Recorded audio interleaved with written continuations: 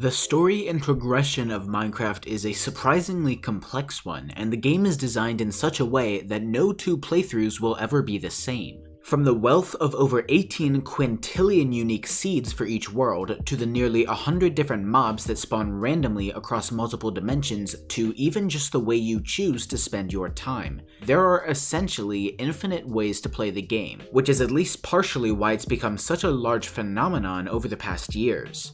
But to properly complete the game, there is one thing that never changes. One particular action that every player must follow through with, no matter how long it may take or what they do to achieve it. To complete Minecraft, you have to travel to the end dimension and defeat the Ender Dragon. Almost every Minecraft player knows this, but what is evaded public knowledge is just how the end came to be, and how it has evolved and developed since its ideation all the way back in the middle of 2009. In today's episode of Minecraft Uncovered, we explore the evolution of the Minecraft End. The idea for the end dimension is some of the earliest information we ever got about the game. Less than a month after the game's inception, Notch was already theorizing ideas about a fitting end to a playthrough.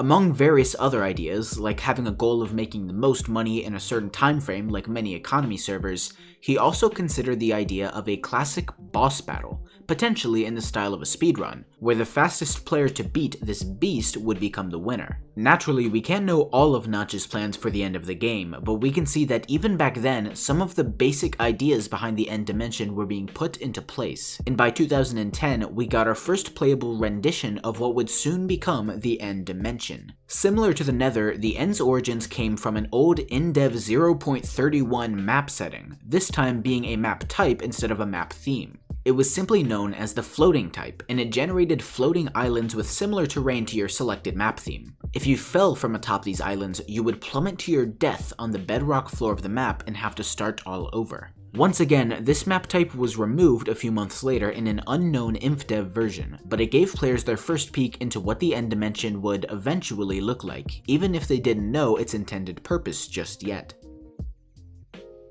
It would be nearly 1.5 years until Floating Islands resurfaced, this time returning to the game in the form of a tweet showcasing the third playable realm in the game, known as the Sky Dimension. Just like with the Nether, it was essentially an updated version of its InDev predecessor, and it could even be likened to the Aether Dimension that many players have been wanting for nearly a decade now, and that's become such a mainstay of Minecraft modding. Over the following months, Notch dropped a few hints about the features of the end on his Twitter, referencing Enderman and even leaking the name of the Ender Dragon through a message encoded in the ROT13 cipher. After further discussion on Reddit, he began posting images of the new updated end dimension, first showcasing the Enderman, Obsidian Towers, and Ender Dragon in a screenshot uploaded on October 7th of 2011. 3 days later, he posted the first known video clip of the end dimension to his now private YouTube channel, though the clips have since been archived. By October 12th, the Sky Dimension had officially been rebranded to the End, and it was ready for release.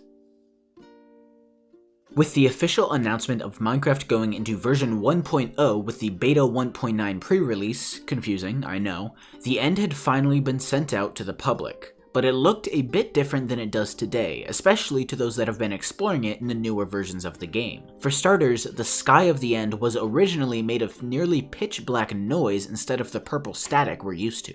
The boss battle music by C418 didn't exist at this point either, so you were left with just the basic overworld music fading in and out as you took down the beast flying above your head. And none of the more recent structures were in the game yet, and don't worry, we'll be covering those later. But otherwise, the End was more or less the same as it is today. You travel to a stronghold, fill the portal frames with Eyes of Ender, enter the End Dimension, destroy the End Crystals, and slay the Ender Dragon, all the while avoiding the gaze of the hundreds of Endermen roaming around the island. When it's all over, gather up the tens of thousands of XP particles off the floor, hop into the End Portal, watch the ending of Minecraft, and enjoy the rest of the game. With this update, the game finally had a sense of closure for those that needed it, the players who can't set down a game until they beat it. And with the many other additions in this version of the game, Minecraft's lore had all come together. The story of Minecraft was now complete. Or at least it would have been if they didn't keep updating the game, but as we all know that didn't happen, for better or for worse. 1.9 in particular had quite a few updates for the dimension, including fireballs shot out by the dragon and new attack patterns, but the largest change by far was the infinite islands generated 1,000 blocks from the central of the end, containing both cities and ships filled with unimaginable treasure. The cities consisted of towers made of endstone brick and purple blocks, with end rods as the only source of light to guide you past the hundreds of shulkers guarding the structure. The towers themselves often contained various different rooms, not just the base and empty smaller rooms, but also large open spaces with spiraling staircase parkour, and small lookouts with banners hanging on the outside, protected by a shulker, and best of all, loot rooms containing 2 chests filled with resources, enchanted armor and weapons, saddles, and even beetroot seeds, which couldn't be found anywhere else in the game at that point. Which makes me very happy, having originally been a Pocket Edition player, back when beetroots only even existed in the very early versions of MCPE Alpha.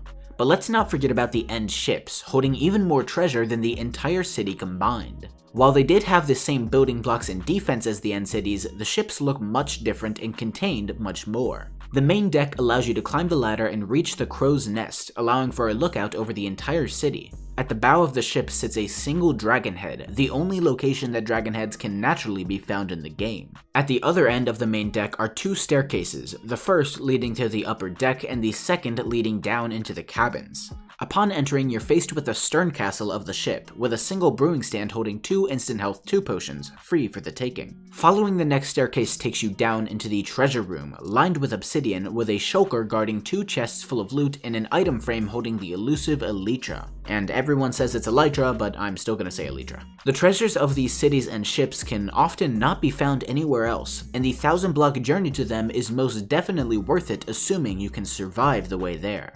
Through the past decade, the End has time and time again impressed players with its incredible atmosphere for such a simple game, along with the hours of entertainment it presents and many treasures that can be found scattered across the world. We can't know what's in store for the future, but whatever comes next may very well change Minecraft, the largest game of all time as we know it.